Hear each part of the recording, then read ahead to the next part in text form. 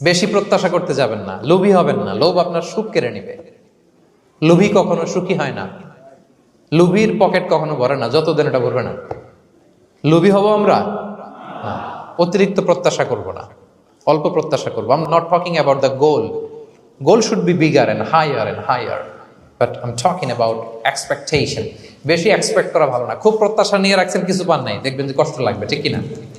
আর কোনো এক্সপেকটেশন নাই, এরপরে যেটা পাবেন ওইটাই লাভ। যেটা পাবেন ওইটাতেই ভাল লাগে, সুখ লাগে। এই জন্য এক্সপেকটেশন যেন বড় না হয়। বেশি খাই যেন না করি। হ্যাঁ, কালকে কি খাবো, পরশু, আগামী সপ্তাহে আমার মেয়ের কি হবে, ছেলের কি হবে, ওদের ভবিষ্যৎ, গাড়ি বাড়ি নাই, এই যে অস্থির। এরকম আসলে নাই। আজকের জন্য বাঁচুন, আজকের জন্য বাঁচুন, কারণ আগামীকালের তো জন্মই হয়নি। আগামীকালের জন্ম হয়েছে, এটা কি আজকে না আগামীকাল? আজকে হ্যাপি হন, আজকের জন্য বাঁচেন, আজকের জন্য প্ল্যান করেন। আগামীকালের তো জন্মই হয় নাই। কালকে সকালে সানরাইজের পরেই না আগামীকালের জন্ম গ্রহণ হবে, ঠিক কিনা বলেন? তাহলে প্রত্যাশা কমান, হ্যাপি হবেন আপনি।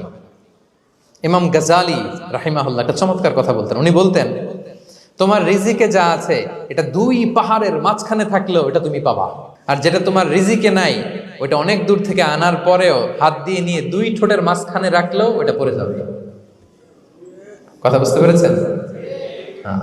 আপনি মাঝে মাঝে অ্যানিমেল কিংডম অথবা জিওগ্রাফিক্যাল চ্যানেলে দেখবেন যে বক মাছ শিকার করে কিভাবে অনেকক্ষণ লুকিয়ে থাকে, হুট করে একটা মাছ ধরে, ধরার পরে মাছটা বাঁচার জন্য ছোটাছুটি করে, বকটাও কামড় দিয়ে এমনি ধরে অমনি ধরে, পরে যায় আবার ধরে, আবার পরে যায় আবার ধরে, সবশেষে মাছটা টুপ করে পানিতেই পড়ে যায়। কারণ এটা ওর নসিবে নাই। কি বলেন? এটা রিজিকে নাই।